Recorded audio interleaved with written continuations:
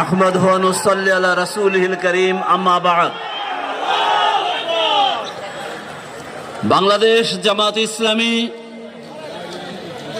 ফরিদপুর জেলা শাখা কর্তৃক আয়োজিত আজকের এই সমাবেশের সম্মানিত সভাপতি, আমাদের জীবন্ত শহীদ নেতা বাংলাদেশ জামাত ইসলামীর নায়েবে আমির জনাব এটিএম আজহারুল ইসলাম, অন্যান্য জামাত নেতৃবৃন্দ,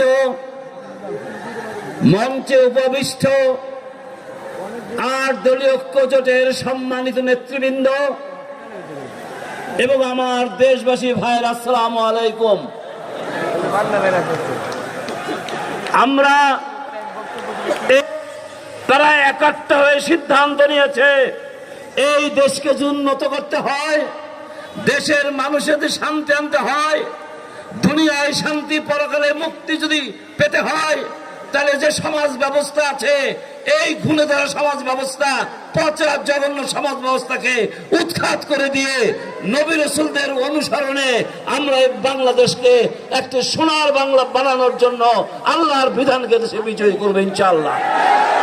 এই জন্য আজ পন্থায় তারা জামা কাপড় পাল্টিয়ে তারা নতুন ভাবে এসে আবারও তাদের পুরনো কায়দার সে অন্যায় অত্যাচার ইতিমধ্যে তারা শুরু করেছে। এই জন্য আসুন আমরা ঐক্যবদ্ধ হয়ে সকলে মিলে এই দেশে দাঁড়িপাল্লার মার্কাকে বিজয় করে অথবা ইসলামের প্রতীক নিয়ে যে দাঁড়াবে, যাকে আমরা স্যাংশন দেব, তার পক্ষে কাজ করে এই দেশে আমরা আল্লাহর দিনকে বিজয় করব, ন্যায় ইনসাফ প্রতিষ্ঠা করব, আল্লাহর আইন এবং সব লোকের শাসন কায়েমের মাধ্যমে এই দেশ থেকে আমরা সামনের দিকে ইনশাআল্লাহ এগিয়ে নিয়ে যাব। আসসালামু আলাইকুম ওয়া রাহমাতুল্লাহি ওয়া বারাকাতুহু।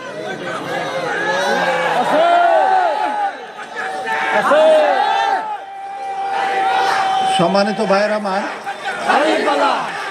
আপনারা একটু স্লোগান থামান, স্লোগান বন্ধ করুন।